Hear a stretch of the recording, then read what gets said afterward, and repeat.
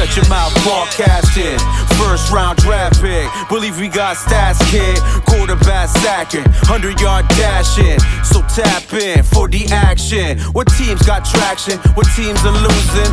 Franchises ruined. Fans in the stand booing. Playing. Welcome to the Sim Podcast Show. I'm your co-host Sirik, and I'm always joined by my co-host Ron. What up, Ron? What's going on? You know we just did week number 6 in the NFL. Ron, how did you feel? I know your team won. Yeah, man. Yeah, hey, my team won. We accomplished the, the upset of the year, probably. So it was a great Sunday for me, for sure.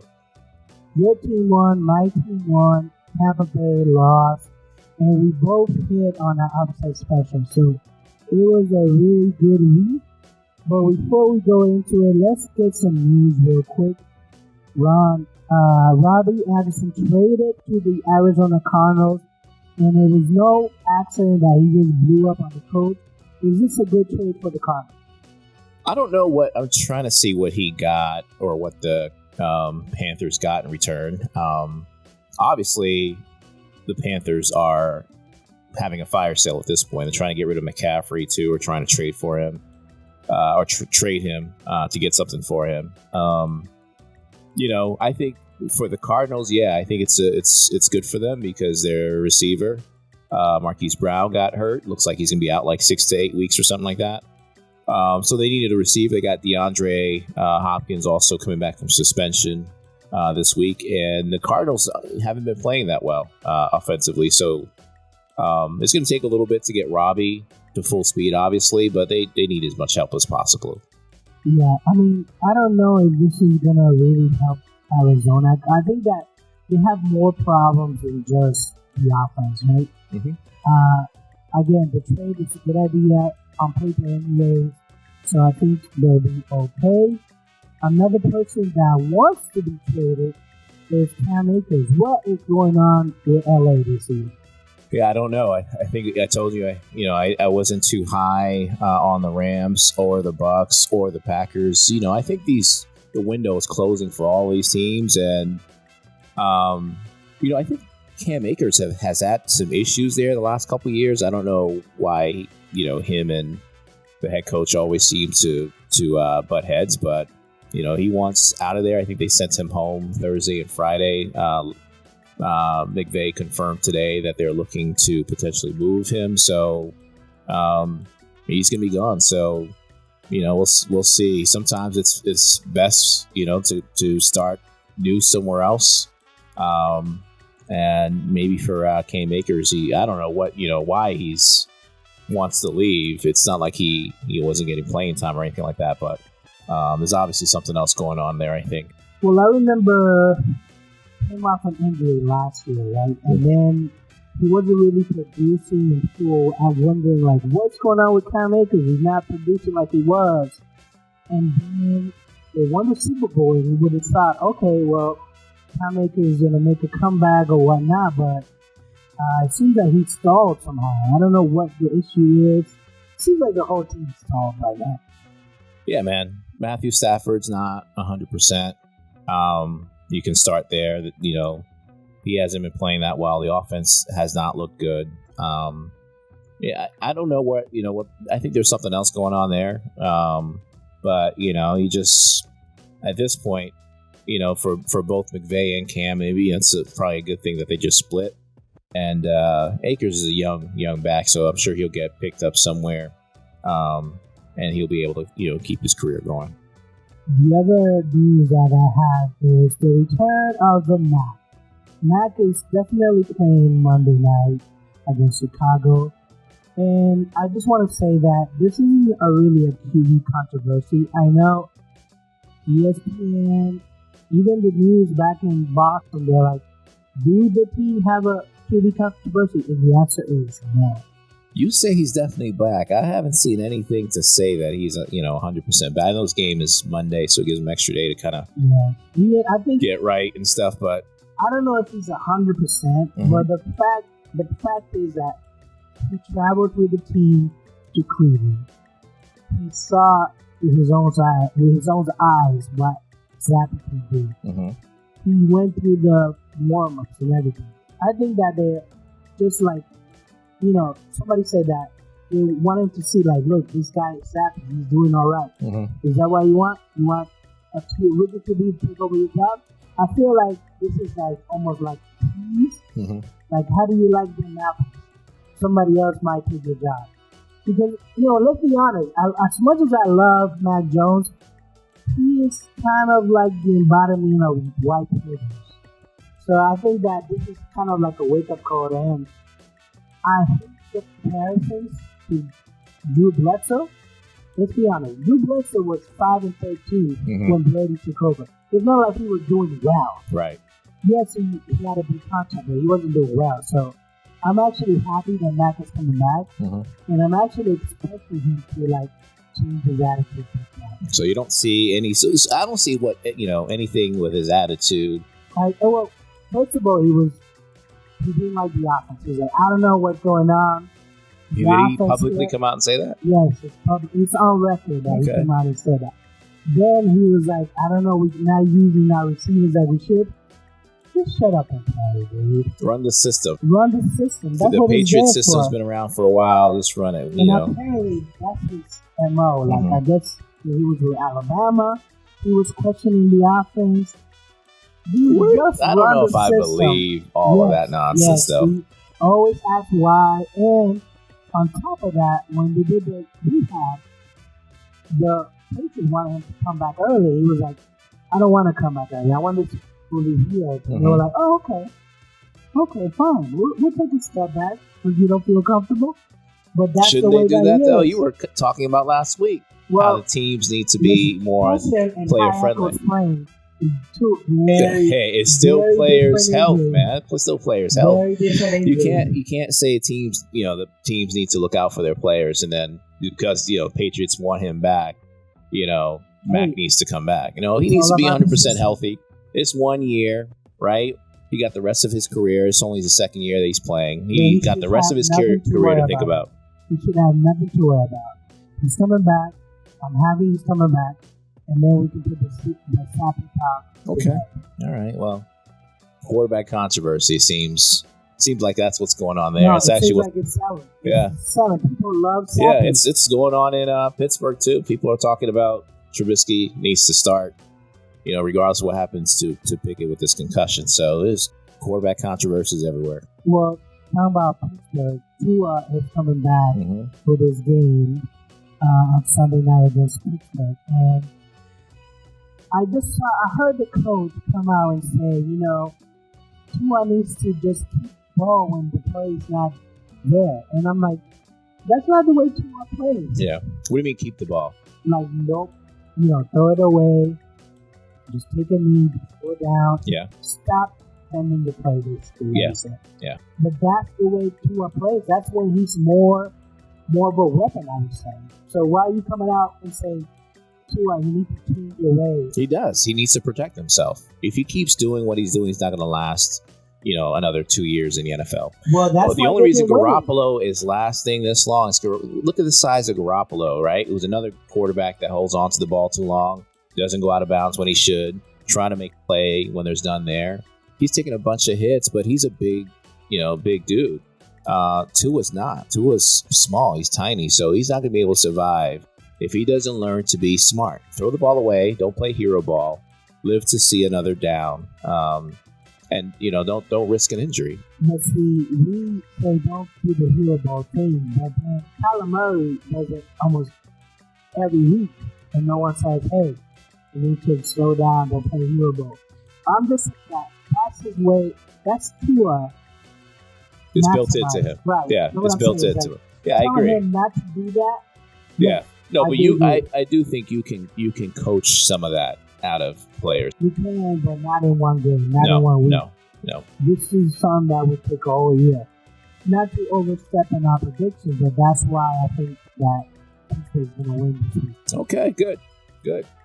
So let's go into week 6. So we actually said that Pittsburgh was going to lose this game, but they ended up winning. So I didn't see any of this game. I saw the stats. I saw that, Brady didn't play that bad, but he also didn't play Excellent. So what happened? Why did the Patriots Steelers come out on top? A myriad of reasons. I watched every single minute of this game. One, let's see, special teams. Our special teams played well. We had some huge returns by Sims. That got us into good field position. And, for the most part, we didn't always take advantage of that. But that was a plus. Two, our defense played really well. We stopped the run. That's something that we struggled to do. We were able to do that on Sunday. And then we got a little bit of pressure on Brady. Not much. We only sacked him twice. But we did cause him to move his feet. And he just didn't play well. He missed some throws that he, probably wouldn't normally miss. But, Brady's not the same quarterback when you get him to move around. So no more Gunner? Sims is going to go? Yeah. Sims has taken that over. Gunner was inactive. And he probably remained inactive, to be honest with you. It'll be interesting to see if he actually gets cut because at some point this week or next week, Calvin Austin will be back and they'll need to cut somebody. You just got a contract, so you're going to cut him? You're going to eat their cost? Someone has to go, or what do you say to your fourth round receiver that you drafted? So a receiver needs to go. Calvin Austin is going to at some point come in and play, I would imagine. So I would imagine it's Gunner, but I don't know. But anyway, getting back to the game offensively, we looked really good that first drive with Kenny Pickett, and then from there, after that, we scored our first touchdown for the season, like in the first quarter. First touchdown by a receiver as well. You just played the 20 mark. First time in the season, right? Yeah. But Kenny played well that first drive. After that, Matt Canada went back to being Matt Canada. And it was just like 3 and 4 yard dink and duck passes, nothing over the middle whatsoever. And then it looked like, to be honest with you, that we were going to lose that game. Tampa Bay was going to be able to come back and beat us. And we're going to be stuck on like 7 points the whole game. But once Kenny went down, Mitch came in. And in the second half, play calling changed a lot. We continued to get the ball down the field. We was throwing all over the middle of the field as well. Got Claypool involved, and we just finished the game finally. On offense, we were able to complete a game on offense, get to 20 points, which I'm surprised that was enough. But again, our defense played well, so everything just went right. You ask what happened, everything went right. That's how we won the game. Can you repeat that against Miami then? I think so. Most of it, I think we can. Tua's going to be a little bit different because he's not as smart or as accurate, I don't think, as Brady. He has great weapons just like Tampa has. And he's obviously, much more mobile than Tom Brady is. So that's going to be a concern. But, Tua and his decision-making, we'll see if we can force him to make some mistakes. One, he's coming back from the injury. He's been out of football for a while. So it's going to take a while for him to get reacclimated to like game speed and stuff. And then two, Pittsburgh's good for, masking their defense and throwing some surprises out there. So I think we do have a chance. And I won't get into my prediction, but I do think we have a chance. The other game, and before we move on to the Patriots, is this Brady? Because you told me that Brady was going off on the offensive line, but he only got sacked twice. Oh, he was going bananas. So why was he so upset? I think the offensive line didn't play that well. He did get pressured, but I think Tom, to be honest with you, was just frustrated the way things were going. They weren't able to run the ball that well. He was missing a lot of throws, and that came out. I think he took it out on his players. I don't think it was a good look at all to see him screaming. Especially since he was the one who missed the walkthroughs on Saturday. He skipped. He didn't practice, I don't think, on Wednesday either, right? So he's the one that's missing time, but there he is blaming the other players, and that's kind of who Brady's always been, right? He was the same way on the Patriots. That's why, to be honest with you, I never liked Brady. I just don't think he takes, ownership as much as he should. I think a lot of the top quarterbacks don't always do that. I say the same thing with Aaron Rodgers. He likes to point the fingers at other people, and he should have came out and pointed, and said, "Hey, I didn't play well. I missed some throws. I was part of the reason we lost." So right now, if we look at last, what we indicated that the record would be 3-6 weeks. You put them at 2-4. I put them at 4-2. So we each one game off. Is this about right, or is this, you think that they're overshooting? I think it's about right. I do think part of it has been injuries and suspension of Mike Evans, and I think they'll get better as the year progresses. I did have them, like you said, starting 2-4, but I have them finishing at 10-7. So I think they'll get hit a streak when they get to like week 10. You got Seattle, then a bye week, and then Cleveland, New Orleans. They can hit a streak, towards the end of the season. But like I said, I thought it was going to be a little bit of a rough start for them. I did have them actually losing, looking at my scores initially when we did this, right before the season kicked off. I had them losing to Pittsburgh. But they got, Carolina, should win. They'll probably take it out on them. They got Baltimore and then the Chargers. Those are potentially 2 additional losses right there. I don't know. I don't know about Baltimore anymore. I think that could be a win if they play it right. Mm-hmm. Because, I know that on our upset specials, I did pick New York Giants because I don't trust Baltimore anymore. Mm-hmm.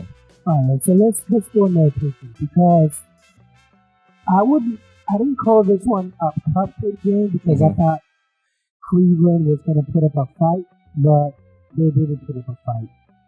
When I was watching this game, when you think about the Browns, you think about defense and the best running back in football. Mm-hmm. And what do they do the first 2 plays of the game when they get the ball? They pass it. And I knew from that point forward. It's not, a lot of times you can have a good team, but really, really bad coach. Mm-hmm. And that's exactly what happened. Coaching is so important. I don't think people realize that. If you just said it yourself, what's Cleveland good at? Running the ball. Well, then you can't have Chubb only getting 12 carries and Brissett throwing 45 times. That doesn't make any sense. You can't have Hunt only getting 4 carries too.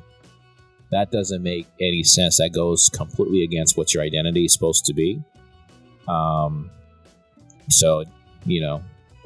They are what they are, and they're the Browns at the end of the day. They'll always be the Browns. They're the Browns, and I didn't feel bad because defending Watson, they're defending him to the death. Mm-hmm. And I'm like, you know what? You're getting what you get here. And also, there was no way that Bill Belichick, knowing that the Browns fired him, knowing that he was going to tie George Harris for most wins, was going to lose the game.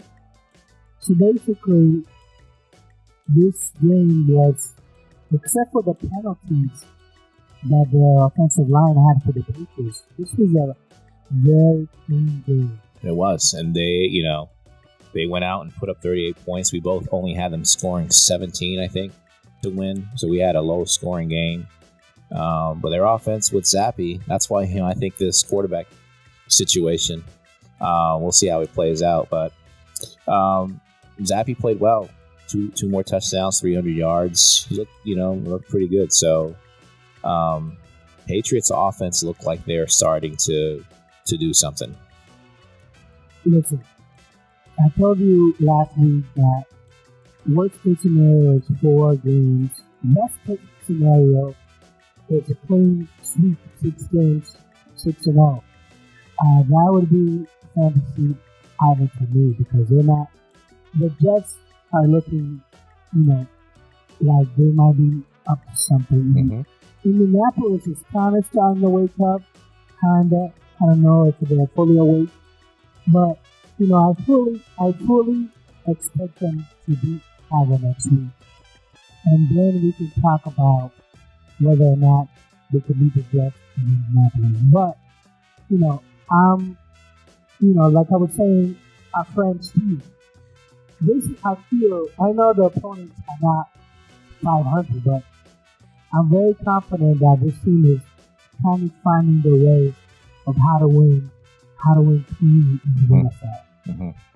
You don't shoot yourself with penalties. You don't turn the ball over, even though Zappe had a fumble. Listen, keep playing this way. You're going to go far if you keep playing this way. Don't, even when Matt comes in, keep playing this way. Like you said, follow the system. Right. Don't question it. If you have to run the ball 20 times, 25 times a game, that's fine. They did it 29 times, that's fine. Just do it. Whatever it takes. Mm-hmm. So we're at 500. I'm hoping that by next week they're 4-3. And then, the playoffs, we can start talking that this team is a playoff. Hey, what are they right now? They're 3-3? 3-3. They're in last place in the division, but only because we lost that game to Miami. Yeah. Man, I feel good, and I feel like, Miami is descending and we're ascending. So, so let's talk about our upset specials, because we hit on those. You had Seattle over Arizona. I had the Giants over Baltimore. Seattle, why did you pick them for? I just think they're a pretty good team with Geno at the helm. And I thought they'd be able to run the ball on the Cardinals. I think Kenneth Walker was one of the top backs coming out. I thought they had, I thought we had a lot of good running backs coming out of the draft this year. So Kenneth, it looks like he was able to run really well, just shy of 100 yards. He got a touchdown. And Geno did what he needed to.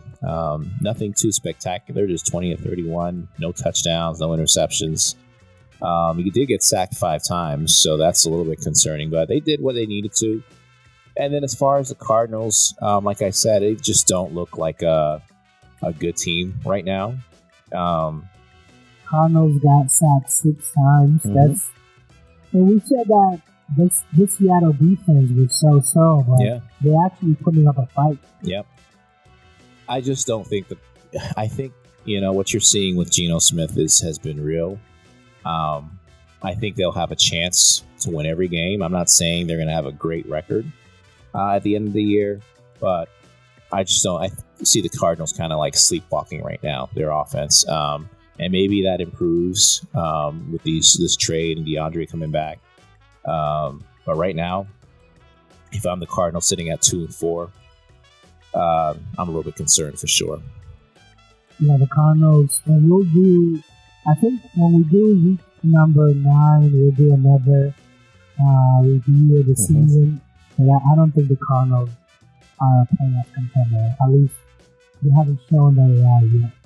I don't know what their average is, but we can't be averaging more than 20 points a game, if that much. The other upset is New York over Baltimore. I went with New York because I'm riding the wave.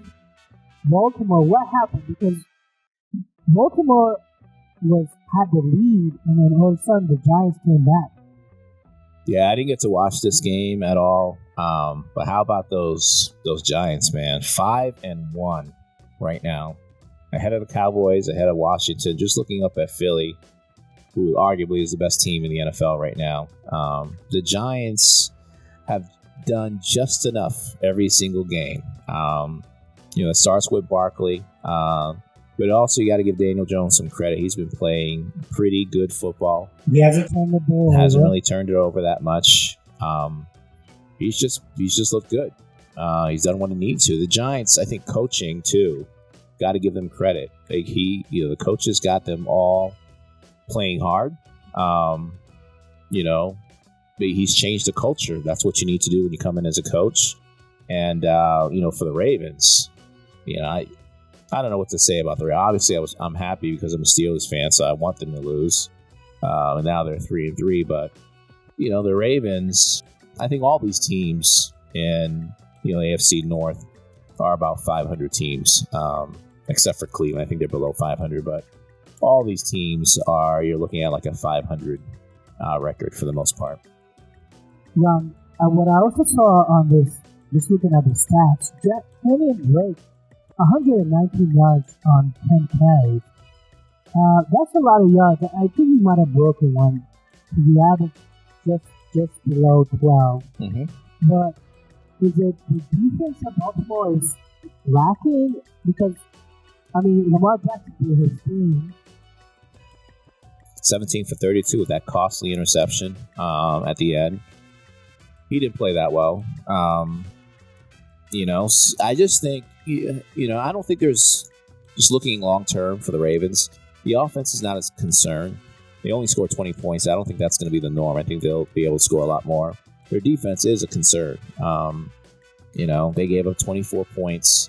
I'm a little bit worried that their defense isn't very good. And then for Lamar, he almost has to play a perfect game sometimes to win, and he can't have the mistakes that he's been having over the last couple of weeks at the end of games. Yeah, I think that if Baltimore doesn't fix the defense, as soon as possible, they keep dragging on.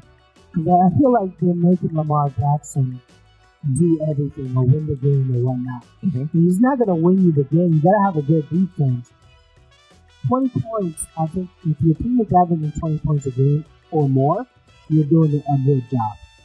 It's up to your defense to step up and say, no, you're not scoring more than 20 on offense. Mm-hmm. And I think that's what's going on with the Baltimore. So let's go into week number 7 because we actually have a game. The Bucks at Carolina. What do you have for score? So right now the over-under is 41. The opening line was Bucks favored by 10. I think they'll get things together just out of desperation, out of anger, and then out of the coach challenging them too. I think they're going to put a beat down on the Panthers. I have a score of 30-10. I could see them getting to 30 points pretty easily. I think they need to get to 30 points, to be honest with you, to get some confidence going. I don't know. I do see them winning this game. I don't know if they're going to reach the 41 points. I think that they get. I have a final score of 21-14. I think that they get 21 points. I don't know if they get to 30. I've been wanting for them to get to 30, but for some reason they're averaging like 17 or something like that. So they just can't do it. Against Carolina, who's a mess, has an interim coach now. Right. They just traded one of their receivers. 14 points might be a lot. I think you're right. I think it might be 10 points. But I'm still giving the Bucks just 21 points. But they're winning this game. They should win this game. The next game is Pittsburgh at Miami. What do you give the score for that? Sunday night game, prime time in Miami. Dolphins favored by 7, over under 44.5. I'm going with an upset again. I almost feel like I should count Pittsburgh out because that's what I said I was doing last week. But I honestly think if they can get some guys back this week, like Minka, if he can get him to play, they match up pretty well with Miami. Outside of the receiver, Tyreek Hill and Waddle, I mean, they're really fast. They just got to figure out how to keep those guys in front of them. But I think they match up pretty well. They can out physical Miami. So I'm going Pittsburgh 23. They get to 20 points again, and then the defense plays well. You're going to get to 2 a lot. So I'm giving Miami 17 points, and I'm predicting Pittsburgh's going to have like 4 or 5 sacks. Is Kenny Pickett playing this game? I don't think so. He's in concussion protocol. We'll see how that goes. I think they'll play it safe with him. I think right now, honestly, like anytime you're in concussion protocol, you're probably going to miss one game. That's the way I think we're heading at this point, just because not just what happened to Tua, but it's been some other players who have gotten hurt, come back and, have played and gotten a concussion again. Yesterday in the Pittsburgh game, Cameron Brate went down. I had to roll him off the field. Yeah, he had a concussion. He had a concussion 2 weeks ago. So this is second in like 2 weeks, basically. So I almost think we're heading to a place where if you have a concussion, whether you have like, if you're seeing like the instability with your motor skills or whatever, it's almost a guarantee that you're going to miss at least one game. Listen, I'm gonna say this, and we love football, and we can't get enough of it. Thursday, Sunday, Monday, it doesn't matter. But I predict in like 10 to 15 years, it's going to be flag football. It's going to be flag football. Because people are going to be like, this game makes you dumb. Your concussion, 5 years, 10 years, doesn't matter if you're, disabled, if you're suing the league.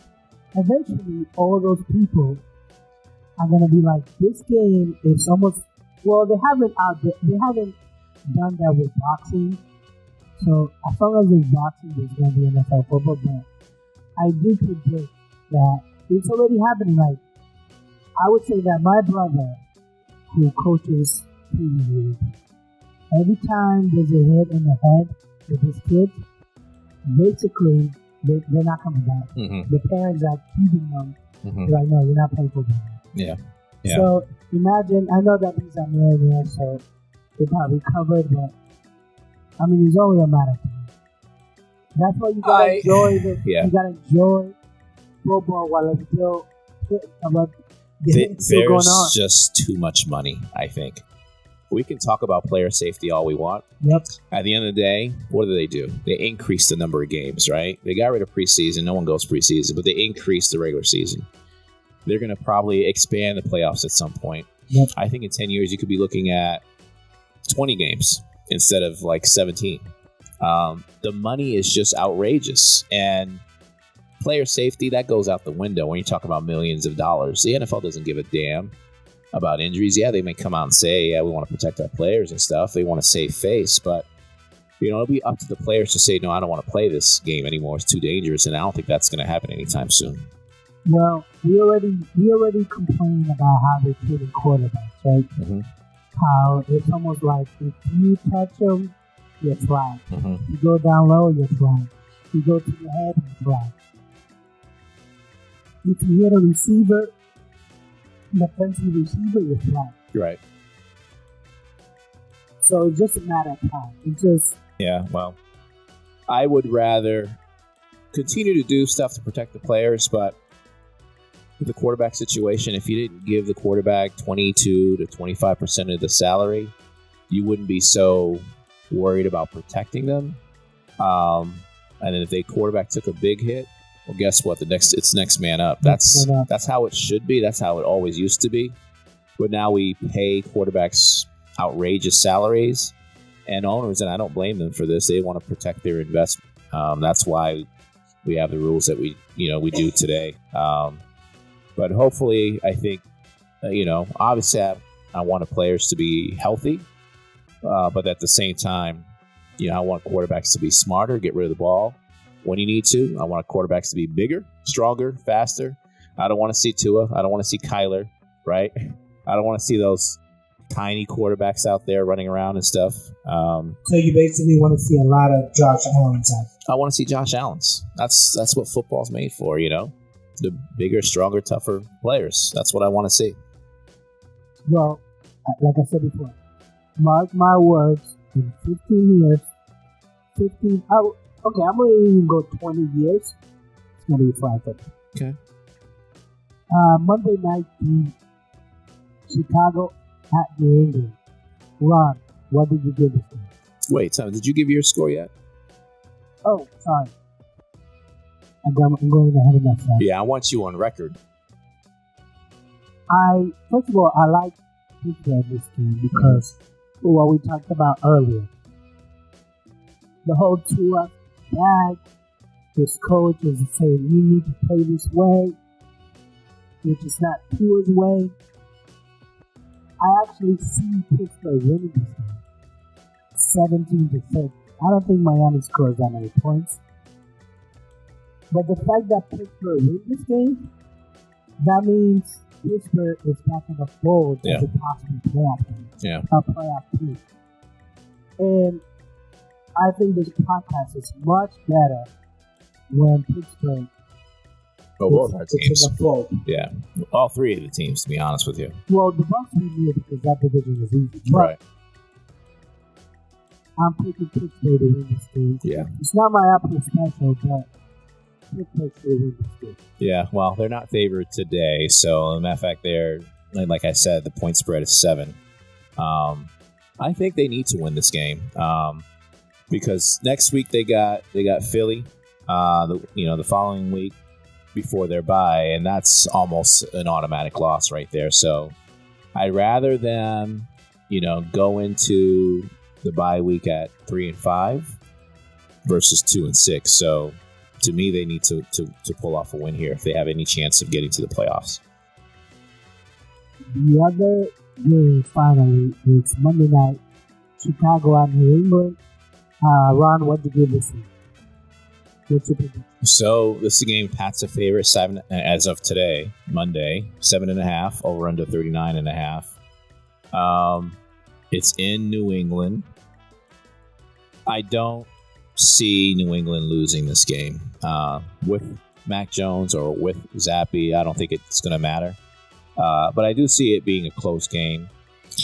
I think Justin Fields can do enough with his legs if he is able to run around where they can score some points. So I have the Pats winning 21-17.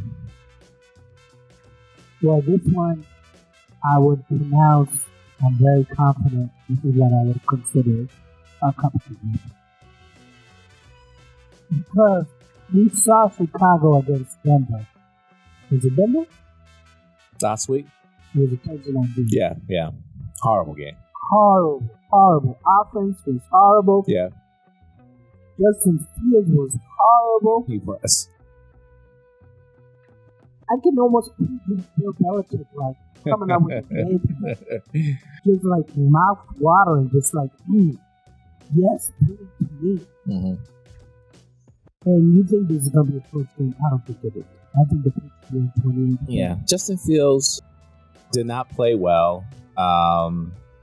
He missed some throws badly. Very bad. But he can use his legs. If he uses his legs a little bit more than he did in Denver, they can have a chance. They have no idea what they're doing in Chicago. No idea whatsoever. They don't have a lot of offensive weapons. Their best, the best thing that they can do is run the ball. That's what they're relatively good at with their 2 running backs. The problem is the Patriots have a pretty decent run defense, so I think it's going to be up to Justin Fields. He has to have a good game to keep it close and to have any chance of winning. Well, everything that you said is not going to happen. This is going to be Justin Fields going to have a linebacker shadow him. He's just not going to do well. Your upset special, which is Pitt at Miami. I think that you're double dipping there. Well, it had to be because I looked at the other game and there was nothing else I was confident in whatsoever. The favorites, there were some pretty decent spreads. I'm trying to pull it up now. There were a lot of decent spreads. Yeah, it was pretty large spreads. And then the only close one, there was one that was close, but it was at 3 points. I'm trying to figure out what team that was. It was right at 3. And I think we said, what is our threshold going to be for an upset? 3.5. 3.5, right? 3 is almost like a pick 'em. So we said 3.5. 3.5 and above. Yeah, so it was going to be Denver Jets. That's the game I was looking at, but that's only at 3 right now. So It's only well, when I looked at it, because that is my upset special. It's the New York Jets over Denver. It was an 8.5. 8.5. Yeah, it was. Let's see. This was when did this game out that I was looking at? 7 hours ago. We do this Monday night. There's no way Denver can be favored by 7.5 over the. I mean, they're a struggling team. Jets are a team that's playing well. I know this. The game's in Denver, right? It's in Denver. And we just talked about how that game against Chicago was a horrible game. Russell Wilson looked terrible. The offensive play calling looked terrible. When I saw this at 8.5, I'm like, why? Why are they doing that? Seriously. So the opening line was 8, and now it's go down to 3. Sorry. Why did it open at 8 though? That's so strange. I don't know. Now it's down to 3. Actually, it was 3.5, and it just went down to 3. So the line moved to 3. So I'm still taking the Jets. That's a pickle, basically. That's a cheap way of going. Well, it's better than double dipping. There's not a lot of upsets, right? I mean, there's no way. Let's look at some of these other games. Well, the other game was Seahawks at Chargers. Seahawks at Chargers. But that was only, if I remember correctly, a small spread. So it opened up at 7.5 and it's currently at 7. Seahawks at Chargers. Why can't I find it?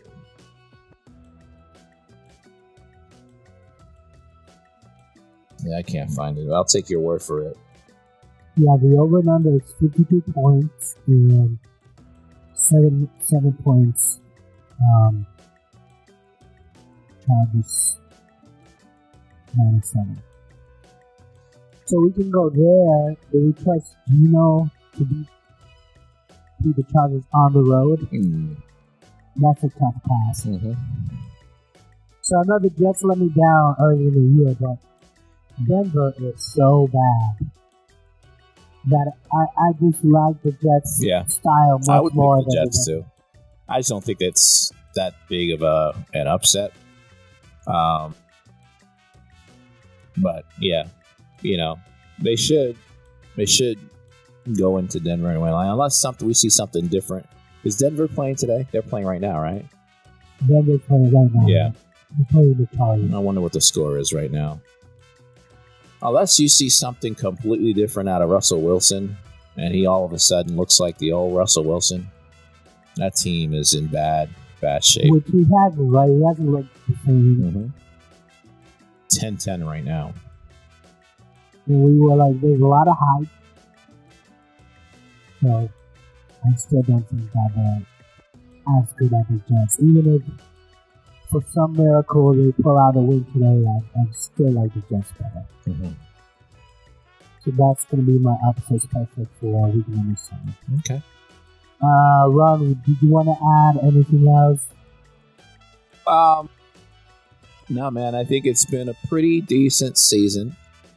We're almost to the halfway point. The one thing I will say, outside of what division is it with Philly? NFC East? Yeah.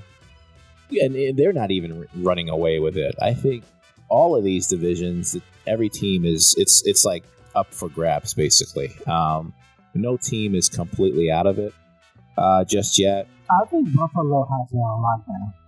You think so? Yeah. I mean, I know we don't play them till late in the year, but right now they look unbeatable. Yeah, I mean, they're Philly looks unbeatable. I know they went against Dallas and they won, but that was Cooper Rush. That's right, it's Cooper Rush. They haven't played the Giants yet. Giants just one loss. I think Philly's a better team, and I have Philly in the Super Bowl. But I'm just saying, it's still anyone's game. I think the Giants can still continue to get things going. I think Dak coming back, they have a chance to get things going. Minnesota, I don't know what to say about Minnesota. They're 5-1 right now. That is probably the surprise for me. Green Bay's not that good, so Green Bay would be the team you would think that can catch them, but they're only 3-3 right now. Chicago's 2-4, about to be 2-5 most likely, and then Detroit's 1-4. Who the hell cares about Detroit? So is that the weakest division in the NFL? I would probably have to agree. I don't know how trustworthy those teams are. They're playing, the Vikings are playing well right now, but let's see if they can keep it up. They haven't been able to do that in the past, so we'll see. But it's still early. Lots of football left. So whatever team you're a fan of, I know our buddy Chris, he's really right now. He's loving it right now. Giants fan. So anything can happen over the next couple of weeks. So we'll see where we are, like you said, come week 9. See who's in and who's out at that point. I think that in week 9, if we still deem the Giants a playoff team, which we don't know yet. He's 5-1, but it's it's not a convincing 5-1. No, but the schedule is has been favorable, right, for them, right? They beat up on the Bears. They beat the Packers, like we just said. It's not a good team. They beat the Panthers barely, and then the Ravens. They got the Jags. I don't know what's this. 1 week they look good, the next couple weeks they don't. Then they got the Seahawks, the Titans, the Lions. Before they face the Cowboys, they can reel off another 4 straight wins right there. Well, yeah, that's what I mean. If after week number 8, they are up to their wins, we have to consider them. And I think we'll have Chris back on the podcast. For sure. That's who will be. Yeah, for sure.